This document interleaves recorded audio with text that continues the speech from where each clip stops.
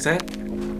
And hello, it's Liam Killen, and today we'll be taking a quick look at the Digitone and how I program my drums with it. I have a really rhythmic approach to music because I'm predominantly a drummer. I mean, look at me.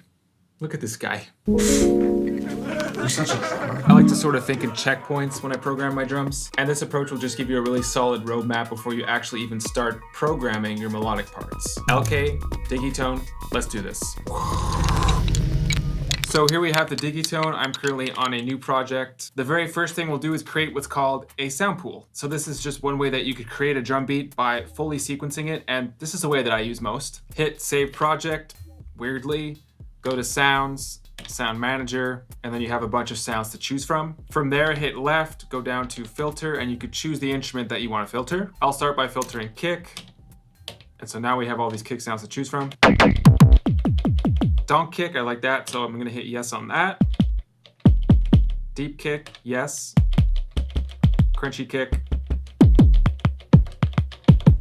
So you get the point. You could choose a bunch of kicks that you like. The next thing to do, hit right, copy to sound pool. So those 5 sounds have been copied. Next step, go back to filter, and now we're just gonna filter snare, find a few snare sounds that we like.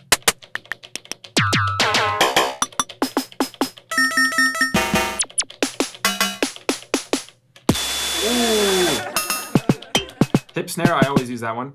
Cool, that's a bunch of snares. Copy to sound pool. 6 sounds copied. Next, we'll go to hi-hats. Left again, filter, go down to hi-hat.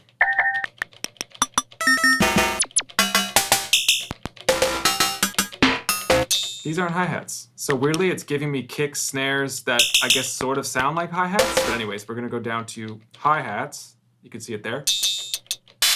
That's better.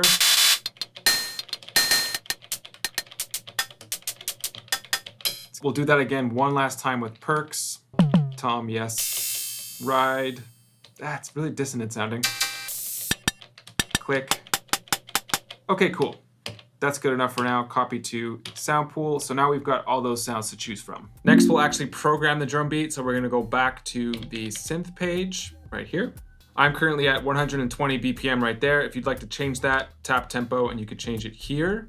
I'm gonna stick to 120 though, that nice solid house tempo. You could also change the swing on the left. Let's go with 54% just to add a little bit of human swag. Hit the record button and you'll notice that all these white lights are gone. Go back to it. Now it's a keyboard. Now it's a sequencer. For drums, I could program specific notes from the sound pool into each of these slots here. So how do we get there? Choose the slot that you want to program your drums into. So let's say beat 1 in this case. Turn that left knob and you have all the sounds that we programmed from before in the sound pool. Let's just go with donk kick. Let's hear that. Right, so we hear it there. Boom. Boom. Let's say we don't like that kick. We could just go back to that specific note. Let's try deep kick. And there it is. So instead of doing that for every single note, you could just copy paste it. So copy, and then I'm gonna paste it on this downbeat, this downbeat, this downbeat, right? So now we have 4 on the floor. I like to do this next part right away. Let's copy paste that pattern onto different pages or bars. Hit function and page, and that brings us to the length of the whole pattern. So add a page, add a page, add a page. We could go up to 4 pages. I keep wanting to say bars, but potato, potato. You also have an option of adding a odd number of beats. So 63, so that's 4 bars minus 1/16th note. That would be confusing. And so you could choose any amount that you want. We're gonna stick to 2 bars. Hit yes to apply that. We're back to the synth page. Now we're back to the sequencer page. And now you can see here that there's 2 lit up pages. So it's a 2-bar pattern. Let's play it. 3, 4, second bar, 2, 3, 4, back to first bar, 4, second bar, right? And we could see that it automatically copy pasted it to that next page, which is pretty cool. You could very easily jump from one page to the next. So now we're currently on page 1, page 2. Let's make this a little bit more interesting. I'm gonna add a variation onto page 2. So copy, paste. To that whole pattern, 2, 3, 4, second bar, doom, doom, right? Maybe even there too. Classic style house beat, bro.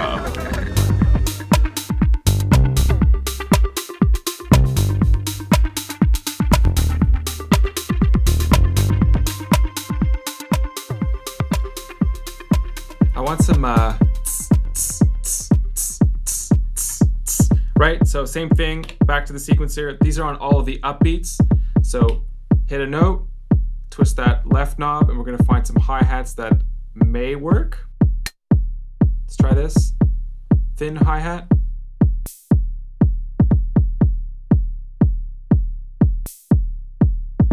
Let's get those on all of the upbeats. Okay, so that's page 2, page 1. There it is. Definitely sounding a little bit square at this point, but we're gonna work on that and sort of layer this as we go along. Next thing I wanna program is snare on beats 2 and 4.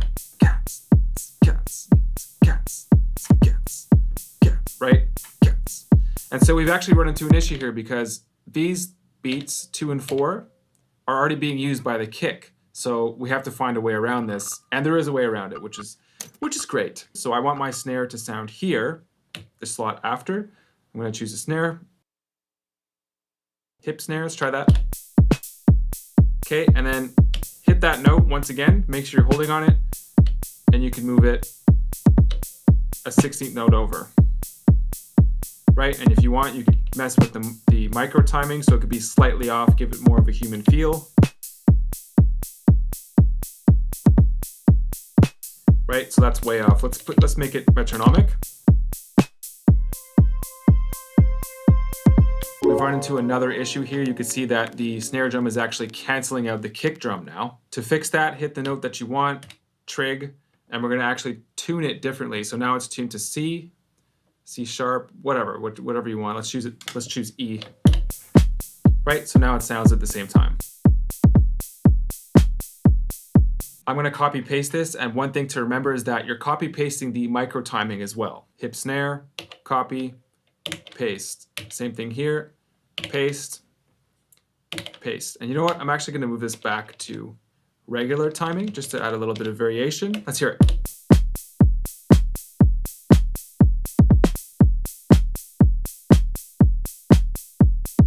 We're getting somewhere. It still needs a bit more massaging though. Oh yeah, and subscribe.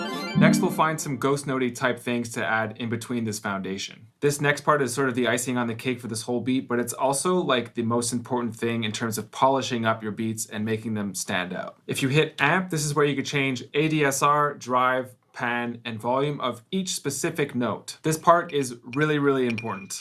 It's the kick and the backbeat of the snare that generally stay consistent in terms of velocity. It's the subtle little ghost notey hi-hat snare type things that give this type of music a forward moving motion and just a sense of grooviness. So there's a space right here we could add a snare. So this is the snare hit, hip snare, copy, paste it here. We're gonna go back to that note, change it back to regular timing on the grid. And we're also gonna change the volume of that note. So hit it again, this knob here, that'll change the volume. So now it's a ghost note, let's hear it. Right, let's add the same one here. Copy, paste, now we have 2 of them.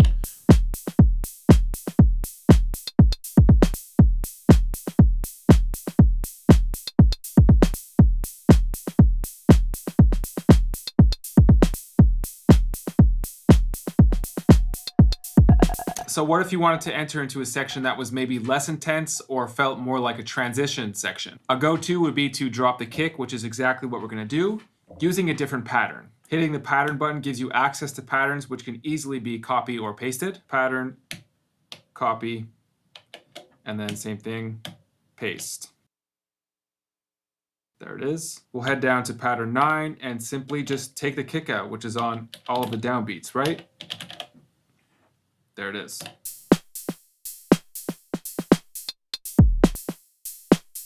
Oh, there's an extra kick here too.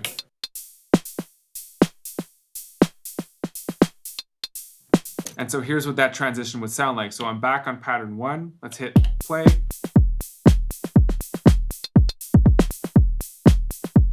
Here comes pattern 2.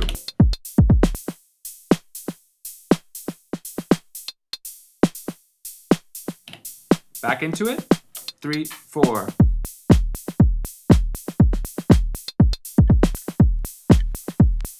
Having so much fun. Coming full circle here, having clearly mapped out drums is a really solid way of giving your track like sort of checkpoints, especially when it comes to electronic, house, techno music, which is very much based on sequencing. As always, thank you guys so much for watching this video. Hopefully this was informative to you in some way. Follow me anywhere. I'm on every social media that ever existed. If you have any questions, hit the comments and I'll make sure to answer everything. See you soon.